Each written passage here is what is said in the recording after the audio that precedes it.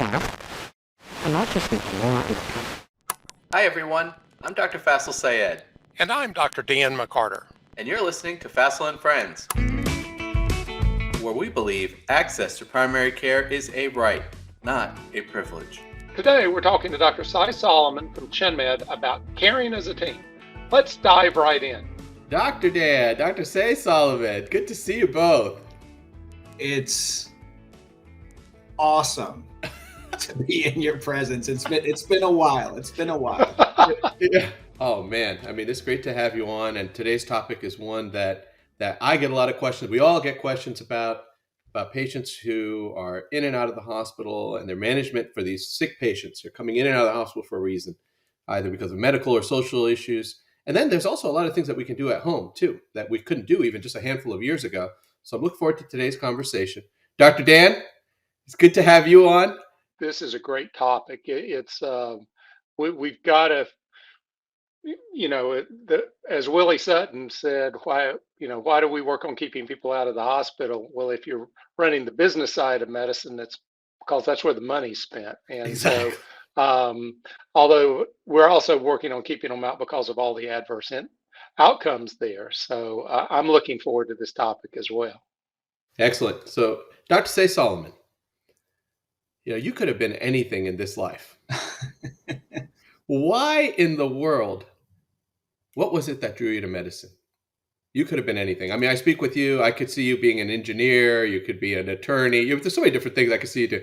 What was it that drew you to medicine?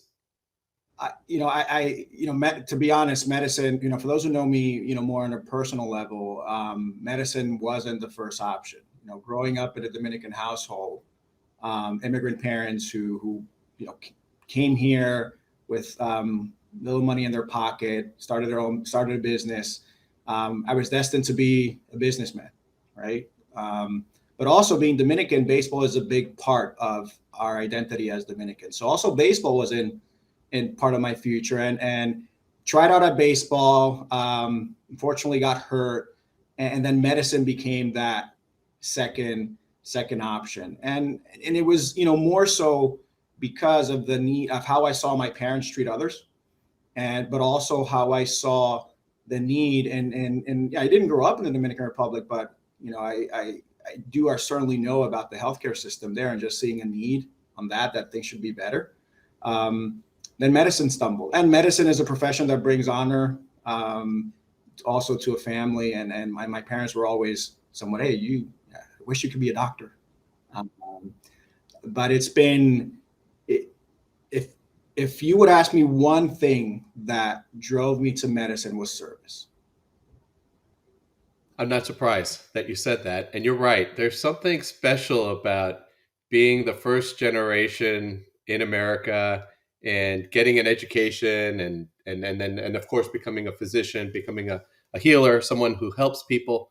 There's something really special, especially for the parents, for the sacrifice that parents make to leave their entire, not only the country, but the culture, the language, everything, friends and family, to start fresh and start new, and then to have the kids make it like you. I mean, that's a great feeling for the parents, and it's great if you get to live to see that as a child with the parents, right? Yeah, I have to ask this question. There's so much talk about money, and certainly physicians make good salaries. But when you said that medicine brought honor to your family, was your mom thinking about the money, or was she thinking about the service?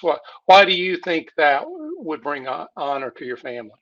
I think it's going back to being somewhat first generation, and first generation oldest in the United States, and somewhat growing up where I grew up. So I grew up in inner city Brooklyn in the early '90s, and it was the early '90s in inner city Brooklyn, right?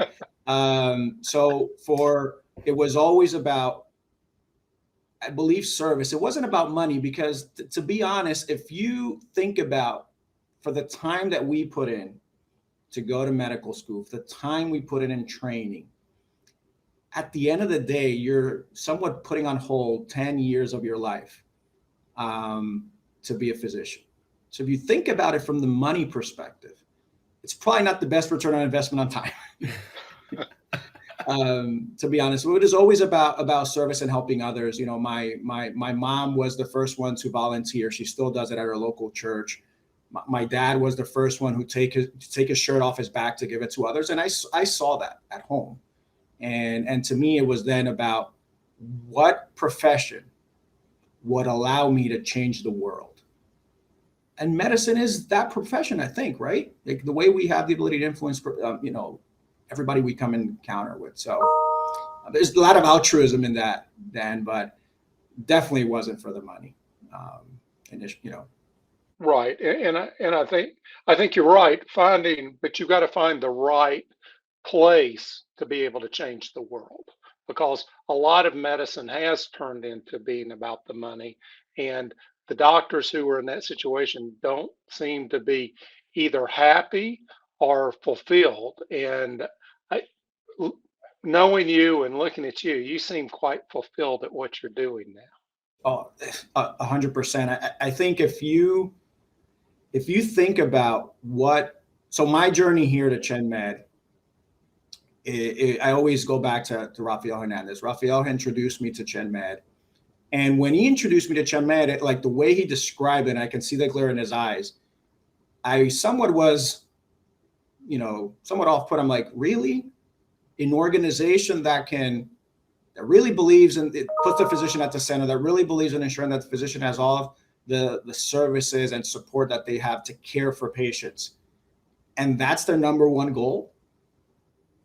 Really, Rafael? I'm like, and I came and looked at it back in 2015 and skeptic about, and just being exposed to the fee-for-service environment, you would say, no, there has to be something here that is not. There's got to be a catch. Yeah. Came back in 2017, and in a week, it'll be my fifth year Chen anniversary. And to me, it's the best thing that could have happened as a physician, but most importantly, as a human being. I'm like, it's what we're doing here is gonna transform the world. I remember one of the first conversations you and I had, and you were coming around helping, you and Rafael were helping us have these difficult conversations with patients. And one of the things that you said that stuck out is like, it's not giving up on the patients. It's not giving up on the patients. So in your training, it takes a special kind of doctor to say, hey, after doing 3 years of training, I'm going to do this. And then I'm going to become someone who helps doctors have these conversations, of course, helping patients. How did that happen? What happened in your training that, it takes a special kind of doctor? I mean, when you think about most of medicine up until a couple hundred years ago, the role of the physician was to ease suffering, especially in the transition from this life to the next.